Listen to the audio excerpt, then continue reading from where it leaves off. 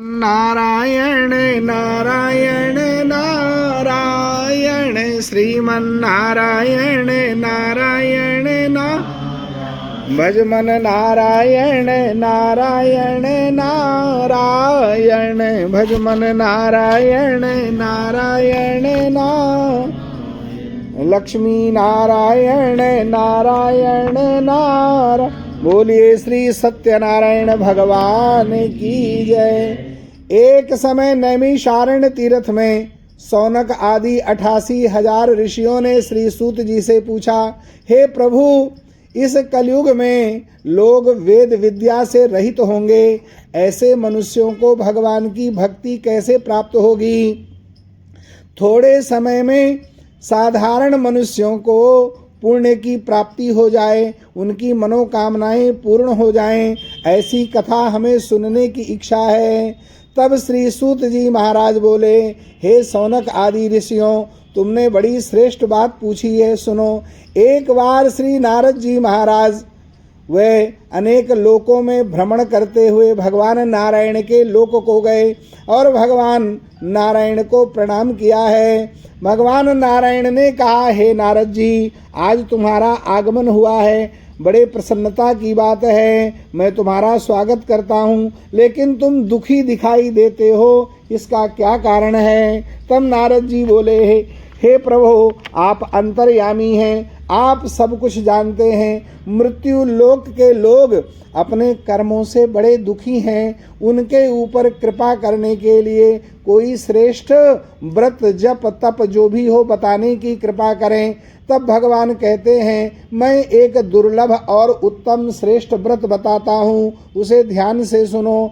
आज प्रेम के अधीन होकर मैं तुमसे, प्रेम के वश होकर तुमसे इसको सुनाता हूँ। सत्यनारायण भगवान का व्रत करने से मनुष्य आयु पर्यंत, यानी जब तक वो जीवित रहता है तब तक उसे धन की कमी नहीं होती है, और मृत्यु के बाद उसे नरक नहीं जाना पड़ता, उसे मोक्ष की प्राप्ति हो जाती है। इससे बढ़ के भला और क्या चाहिए? जीते जी मौज करो और मरने के बाद भी भगवान का धाम प्राप्त हो जाए। तो नारद जी बड़े प्रसन्न हो गए, प्रभु आपने बड़ा अच्छा बताया है, लेकिन ये व्रत कैसे करना चाहिए, इसकी विधि बताएं। तब भगवान कहते हैं, अपने सामर्थ्य के अनुसार से मनुष्य को गेहूं के आटे का, है ना, जो है प्रसाद बनाना चाहिए। गेहूं का आटा ना हो, चावल का आटा ले ले, चने का आटा ले ले, मक्के का आटा ले ले, उसको भून ले, थोड़ा उसमें शक्कर मिलाए, है ना, मीठा मिलाए, और उसके बाद जो है पंचामृत, जो दूध दही शहद घी और बूरा मिला करके बनाया गया, उस पंचामृत में भगवान को स्नान कराए, और ये जो कषार का प्रसाद जो बनाया है आटे वाला, इसमें केला मिलाए, और उसके बाद भगवान को भोग लगाना चाहिए। और तुलसी तो कंपलसरी है, बिना तुलसी के भगवान स्वीकार नहीं करते, इसलिए हर समय शालिग्राम जी के ऊपर देखो तुलसी रखी रहती है। तो तुलसी के द्वारा भगवान विष्णु मनोकामना पूर्ण करते हैं। तो ये व्रत की विधि बताई गई है और पहला अध्याय पूरा हो गया। बोलिए श्री सत्यनारायण भगवान की जय। गोविंद बोलो हरि गोपाल बोलो गोविंद, राधा रमण हरि गोविंद बोलो राधा रमण।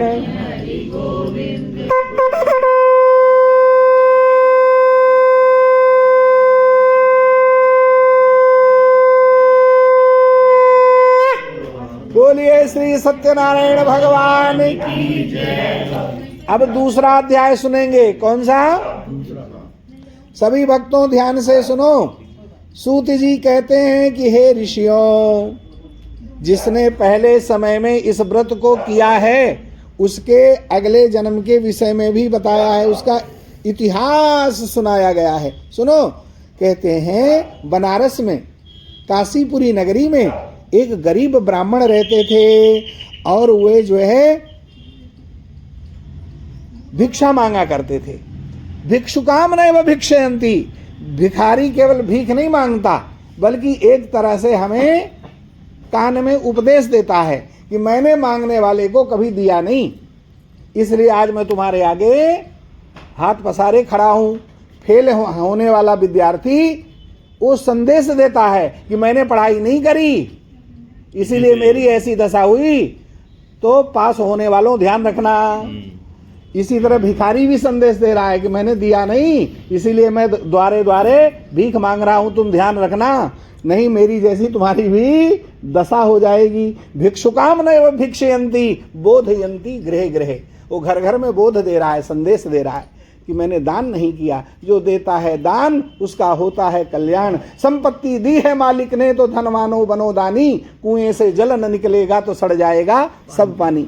तो भैया जो है शराब पी करके जुआ खेल करके बर्बाद होने वाले दुनिया में बहुत मिलेंगे, लेकिन दान करके कोई बर्बाद हुआ हो एक बंदा भी नहीं बता सकते कि दान करके वो गरीब हो गया, है ना। तो दान करने वाला, भंडारे करने वाला, है ना, अनुष्ठान करने वाला, उसके यहाँ पर कभी उसके खजाने में कमी नहीं आती है।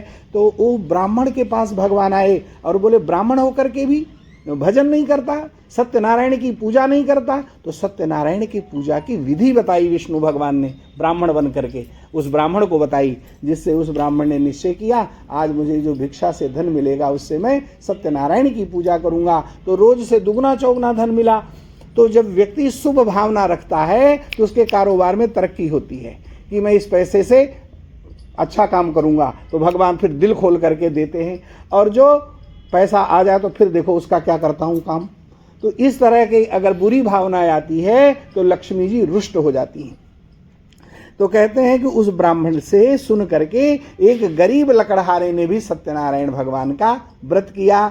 वह लकड़हारा प्यास से दुखी था, पानी पीने के लिए आया, लेकिन उसने सत्यनारायण भगवान का व्रत देखा, कथा सुनी, और उसके बाद जो है ब्राह्मण के यहाँ पर उसने प्रसाद खाया, जल पिया और कहा मैं भी बड़ा निर्धन हूँ, मुझे भी इस व्रत का विधान बताओ। ब्राह्मण ने सारा विधान लकड़हारे को बताया है। लकड़हारे ने फिर जब लकड़ियाँ बेचने गया तो रोज से उसे दुगना चौगना धन प्राप्त हुआ है, जिसके प्रभाव से लकड़हारा भी सुख से संपन्न हो गया और अंत में भगवान श्री विष्णु के धाम को चला गया। श्री स्कंद पुराणे रेवा खंडे श्री सत्यनारायण व्रत कथायाम द्वितीय अध्याय संपन्न हुआ। बोले श्री सत्यनारायण भगवान की, बोलो श्री लक्ष्मी नारायण भगवान। राम नाम बोलो सहारा मिलेगा, राम नाम बोलो ये जीवन, अरे ये जीवन न हमको दोबारा मिलेगा, ये जीवन न हमको दोबारा मिलेगा। राम नाम बोलो सहारा मिलेगा, राम नाम। राम कहने का मजा जिसकी जुबां पे आ गया, राम कहने का मजा जिसकी जुबां पे, मुक्त जीवन हो गया चारों पदार्थ पा गया, मुक्त जीवन हो गया चारों। तो राम नाम बोलो सहारा मिलेगा, राम नाम। कृष्ण नाम बोलो किनारा मिलेगा, कृष्ण नाम बोलो किनारा।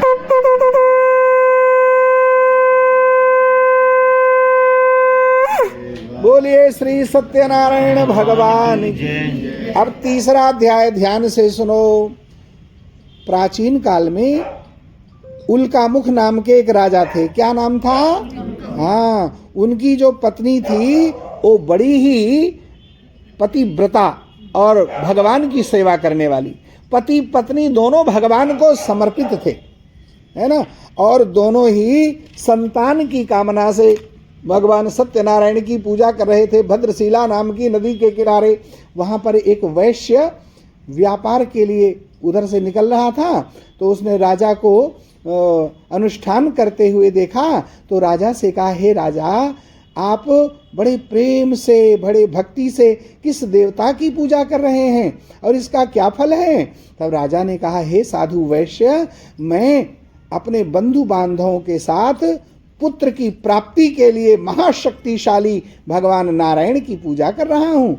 इतना सुनते ही उस वैश्य ने कहा, मैं भी इस व्रत को करूँगा, मेरे भी कोई संतान नहीं है, मुझे भी इसका विधान बताओ। तब राजा ने सारा विधि विधान बताया, जिसे सुनकर वो वैश्य अपने घर गया और अपनी स्त्री से समाचार सुनाया और कहा कि जब मेरे संतान होगी तब मैं सत्यनारायण का व्रत करूंगा। ऐसे वचन उसने लीलावती से कहे और धीरे धीरे समय व्यतीत हुआ और समय आने पर लीलावती गर्भवती हो गई और फिर 9 महीने बाद 10वें महीने के आरंभ में सुंदर कन्या को जन्म दिया। शुक्ल पक्षे यथा शशि, जैसे शुक्ल पक्ष का चंद्रमा बढ़ता है ऐसे दिनों दिन कन्या बढ़ने लगी। कन्या का नाम कलावती रखा गया। तब मीठे शब्दों में लीलावती ने पति से कहा व्रत करो, तो कहा किसके विवाह के समय करूँगा। ऐसे बहुत समय बीत गया और कन्या जब विवाह के योग्य हुई तो सुयोग्य वर के साथ अपनी कन्या का धूमधाम से विवाह किया। लेकिन विवाह के बाद भी सत्यनारायण भगवान का व्रत नहीं किया, भूल गया। भगवान ने शाप दे दिया, तुम्हें भयंकर कष्ट भोगना पड़ेगा।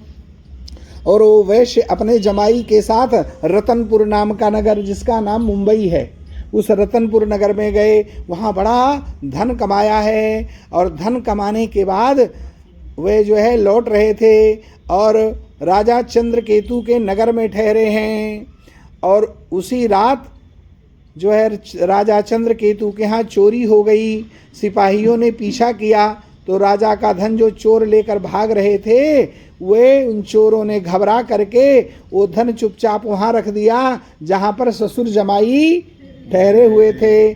तब राजा के दूतों ने उन वैश्यों के पास राजा का धन रखा देख करके उन्हें बांध करके ले गए और राजा के हवाले कर दिया। राजा ने उन्हें जेल खाने में डलवा दिया, उनका सारा धन छीन लिया। घर पर जो धन था उसे भी चोर चुरा करके ले गए। लीलावती कलावती दाने दाने को मोहताज हो गईं।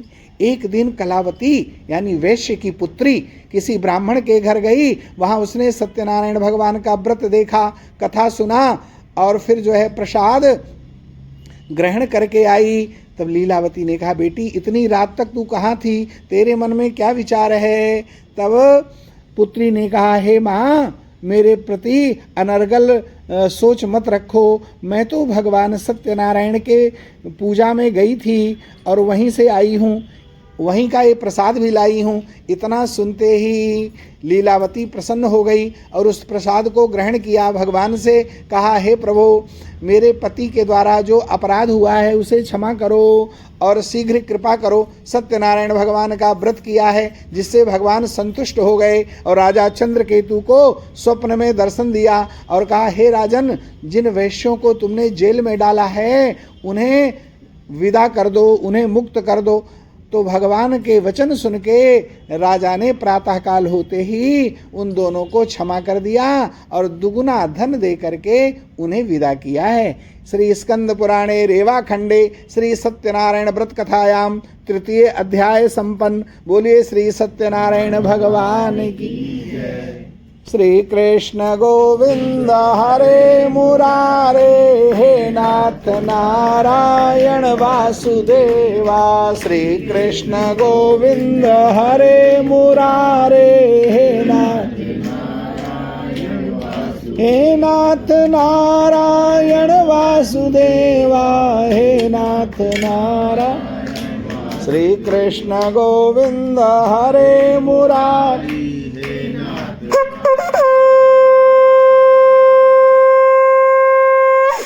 बोलिए सत्यनारायण भगवान। अब आइए सुने चौथा अध्याय।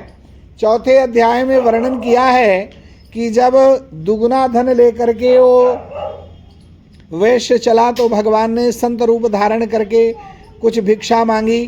तो वैश्य ने कहा कि हे दंडी, तुम क्या चाहते हो। तो साधु ने कहा कि मैं कुछ भिक्षा लेने आया हूँ, तुम्हारी नावका में क्या है। तो वैश्य ने कहा, मेरी नाव में तो बेल और पत्ते भरे हुए हैं। वैश्य का कठोर वचन सुनकर भगवान ने कहा, सत्यम भवतु ते वचः, तुम्हारा वचन सत्य हो। और ऐसा कह करके चले गए, समुद्र के किनारे बैठ गए।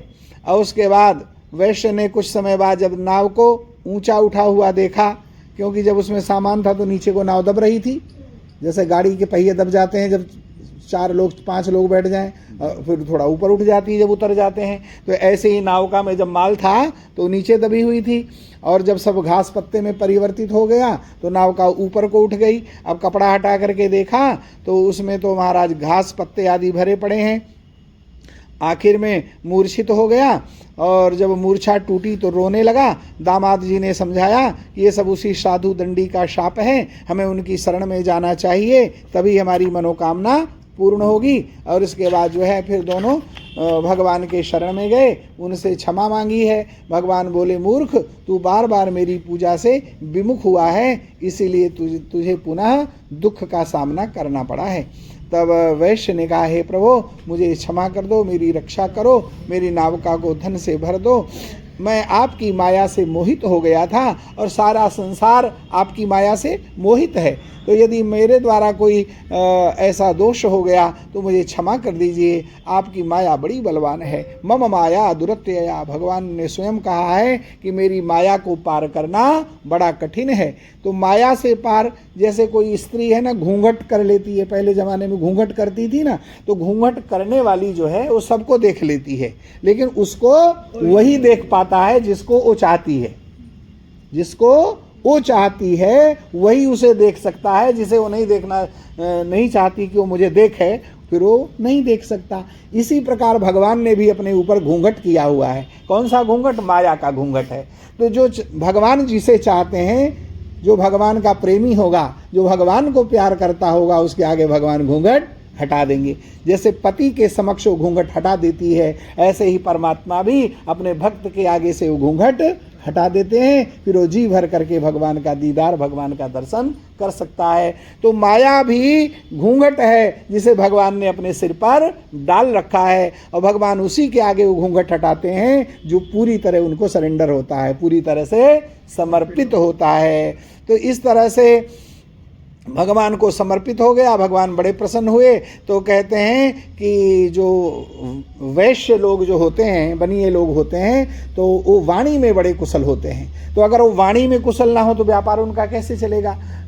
तो वाणी कुशल वाणियाँ, वाणी कुशल वाणियाँ। तो वाणी में वो कुशल था तो भगवान शीघ्र प्रसन्न हो गए, और भगवान ने कहा कि बताओ तुम्हारी क्या कामना है। भगवान ने उनको फिर मनचाहा धन प्रदान किया। फिर भगवान की पूजा की है, अपने नगर को चले हैं, घर पर संदेश भेजा है। लीलावती कलावती शीघ्र भगवान का पूजन करने के दर्शन करने आई, लेकिन शीघ्रता के कारण, भगवान का प्रसाद ना खाने के कारण कलावती का पति जल में अदृश्य हो गया। उस समय पर कलावती रोने लगी है, तब आकाशवाणी हुई है कि भगवान का प्रसाद छोड़ करके आई, इसलिए इसका पति अदृश्य है। तो वो शीघ्र घर गई, उसने भगवान का पूजन करके प्रसाद खाया है, फिर उसे अपने पतिदेव के दर्शन हुए हैं, और फिर पूरे परिवार ने सत्यनारायण भगवान की पूजा किया, और इस लोक में सुख भोग कर प्रभु के धाम को चले गए। तो भगवान का प्रसाद क्या, एक चरणामृत और ये जो आटे का भुना हुआ प्रसाद है, केवल यही प्रसाद नहीं है। जो घर में रोटी आपको मिलती है वो अभी भगवान का ही प्रसाद है। उसको छोड़ देना थाली में, है ना। लोग शादियों में जाएंगे, दावतों में, पार्टियों में जाएंगे, थाली भर के ले लेंगे, जैसे कितने दिन के भूखे हैं, और फिर जरा सा खाएंगे, फिर उसे फेंक देंगे, फिर दूसरी प्लेट ले लेंगे। तो ये भी प्रसाद का अपमान है, समझे। मिसयूज करना टाइम का, है ना। हमारा कितना टाइम मोबाइल खा जाता है ना, कितना टाइम हमारा टीवी खा जाता है। अपने समय का दुरुपयोग करना। आपने 50 साल की आयु में 50 करोड़ कमा लिए मान लो, लेकिन 50 करोड़ दे करके भी आप 5 साल की आयु वापस नहीं ला सकते। 50 करोड़ नहीं, 500 करोड़ खर्च करके भी, और 5 बरस तो छोड़ दो, 5 दिन भी नहीं मिलेंगे, 5 घंटे भी नहीं मिलेंगे। इसलिए पैसे की वैल्यू तो है, लेकिन समय से ज़्यादा किसी चीज़ की वैल्यू नहीं है। इसलिए वो समय हमें उस चीज़ में ज़्यादा से ज़्यादा लगाना चाहिए जो समय से भी ज़्यादा कीमती हो। तो समय से कीमती है भगवान का नाम। तो हम कोई भी काम करें, भगवान का जाप अंदर अंदर चलते रहना चाहिए। जैसे कोई पूछे आपका क्या नाम है, तो आपको सोचना पड़ेगा क्या कि अच्छा मैं सोच के बताता हूँ? आप 1 सेकंड में बता देंगे मेरा नाम फला है। आपसे कोई पूछे आप कहाँ रहते हैं, आप तुरंत बता देंगे। ऐसे ही भगवान का नाम इतना रम जाना चाहिए कि बिना कहे बिना सोचे वो नाम हमारे अंदर, जैसे हम अपना नाम नहीं भूलते ऐसे ही भगवान का नाम भूलना नहीं चाहिए, उनका नाम स्मरण करना चाहिए। तो इस प्रकार से पूरे परिवार ने भगवान सत्यनारायण की पूजा की। तो अपने समय भी भगवान का प्रसाद है, तो समय का दुरुपयोग करना ये भगवान के प्रसाद का अपमान है। जो भी चीज़ें हमारे पास हैं वो सारी चीज़ें प्रसाद हैं, हर चीज़ का सदुपयोग करना चाहिए। जिस चीज़ को भी हम मिसयूज कर रहे हैं, दुरुपयोग कर रहे हैं, तो उससे हम भगवान का ही अपमान कर रहे हैं। इस तरह से 4था अध्याय पूरा हुआ। बोलिए श्री सत्यनारायण भगवान, बोलो श्री राम जय जय राम, बोलो श्री राम, बोलो श्री राम जय जय राम, बोलो श्री राम जय जय राम, बोलो श्री राम जय राम। जय बजरंगी जय हनुमान, जय बजरंगी लाल लंगोटा लाल निशान, लाल लंगोटा, बोलो श्री राम जय जय राम, बोलो श्री राम जय। बोलिए सत्यनारायण भगवान की। आइए सुनते हैं, पुष्प ले लो हाथ में, पुष्प। 5वां अध्याय कौन सा? ये आखिरी वाला अध्याय है, ठीक है। 5वां अध्याय सभी लोग सुनो सुनो सुनो। सूत जी कहते हैं कि हे ऋषियों, आसी तुंगध्वजो राजा प्रजा पालन तत्परः। एक राजा थे जिनका नाम था तुंगध्वज। उन्होंने भी प्रसाद छोड़कर बड़ा दुख पाया। एक समय पशुओं का वध करके एक वृक्ष के नीचे आए, वहाँ ग्वालों को सत्यनारायण का पूजन करते देखा, लेकिन वहाँ नहीं गए। अब जब ग्वालों ने भगवान का प्रसाद दिया तो उसे त्याग करके अपनी सुंदर नगरी को चले गए और वहाँ पर उन्होंने अपना सब कुछ नष्ट पाया। फिर वे पुनः उन ग्वालों के निकट आए, विधि पूर्वक भगवान का पूजन किया, प्रसाद खाया, तो सत्यदेव की कृपा से पहले जैसा था वैसा ही हो गया। फिर बहुत काल तक सुख भोग कर मरने पर स्वर्ग लोक गए। जो इस व्रत को करेगा वो भगवान की कृपा से धन धान्य प्राप्त करेगा, उसके सारे मनोरथ पूर्ण हो जाएंगे, अंत समय वैकुंठ धाम को जाएगा। जिन्होंने इस व्रत को किया है उनके दूसरे जन्म की कथा सुनो। वृद्ध सतानंद ब्राह्मण ने, जो काशी नगरी में भिक्षा मांग रहे थे, वे सुदामा का जन्म लेकर के उन्होंने श्री कृष्ण का दर्शन करके मोक्ष को पाया।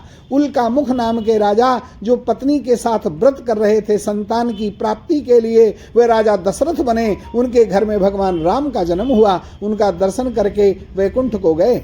और जो वैश्य थे वे राजा मोरध्वज बने और उन्हें भी श्री कृष्ण की प्राप्ति हुई। महाराज तुंगध्वज ने स्वयंभू मनु हो करके और भक्ति युक्त कर्म करके परम पद को, मोक्ष को प्राप्त किया है। श्री सत्यनारायण व्रत कथायाम स्कंद पुराणे रेवा खंडे सत्यनारायण व्रत कथायाम 5म अध्याय संपूर्ण। बोलिए श्री सत्यनारायण भगवान की, बोलो श्री लक्ष्मी नारायण भगवान की।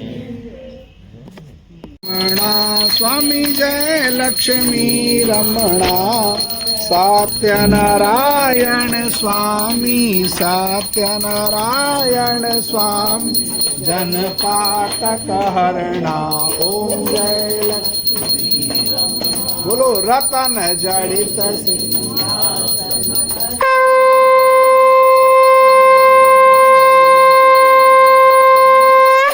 रतन जड़ित सिंहासन, अद्भुत छवि राजे स्वामी, अद्भुत छवि राजे। नारद करत निरंजन, घंटा ध्वनि बाजे, ओम जय लक्ष्मी। प्रगट भये कलि कारण, द्विज को दरस दियो स्वामी, द्विज को दरस दियो। बूढ़ो ब्राह्मण बन कर, बूढ़ो ब्राह्मण बन के, कंचन महल लियो, ओम जय लक्ष्मी। दुर्बल भील करालो जिन पर कृपा करी स्वामी जिन पर कृपा चंद्रचूड़ एक राजा चंद्रचूड़ एक राजा जिनकी विपत्ति हरि ओम जय लक्ष्मी वैश्य मनोरथ पाय श्रद्धा तज दीनी स्वामी श्रद्धा तज सो फल भोग्यो प्रभु जी सो फल भोग्यो प्रभु फिर स्तुति की ओम जय लक्ष्मी भाव भक्ति के कारण छिन छिन रूप धरो स्वामी पल पल रूप श्रद्धा धारण की जिनके काज सरो ओम जय लक्ष्मी रमणा बाल बाल संग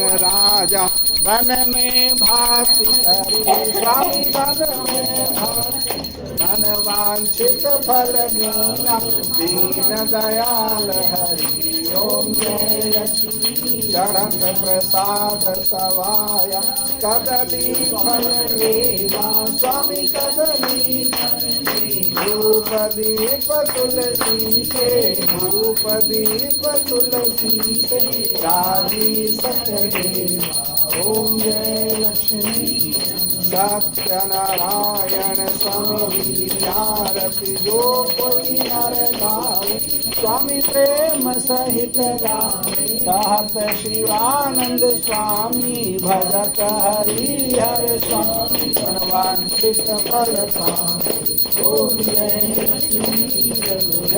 लक्ष्मी रमणा स्वामी जय लक्ष्मी रमणा सत्यनारायण स्वामी सत्यनारायण स्वामी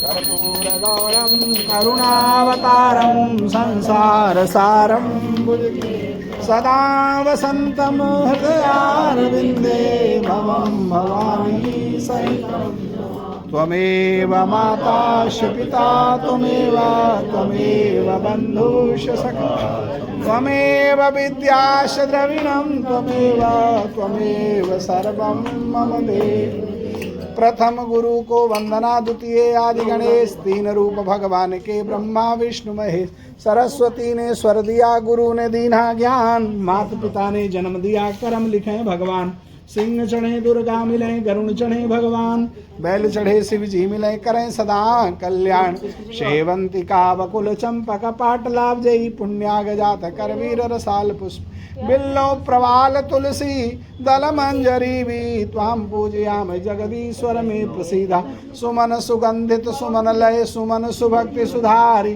पुष्पांजलि अर्पण करूं महाविष्णु करो स्वीकार बोलो श्री सत्यनारायण भगवान परिक्रमा करें अपने स्थान पे यानी हाँ ऐसे यानी कानी च पापानि जन्मांतर कृतानि च तानि तानि विनश्यन्ति प्रदक्षिणाम पदे पदे मत्था टेकिए सभी लोग ओम शरणागत दीनार्थ परित्राण परायणे सर्वस्यार्थ हरे देवी नारायणी नमोस्तुते बोलो श्री सत्यनारायण भगवान की तुलसी मैया की गंगा मैया की बोलिए श्री बद्री नारायण भगवान की यज्ञ पुरुष भगवान की बोलो सांचे दरबार की श्री शनि देव की जय पवन सुत हनुमान की सियावर रामचंद्र भगवान की अपने अपने माता पिता की जय पितृदेव भगवान की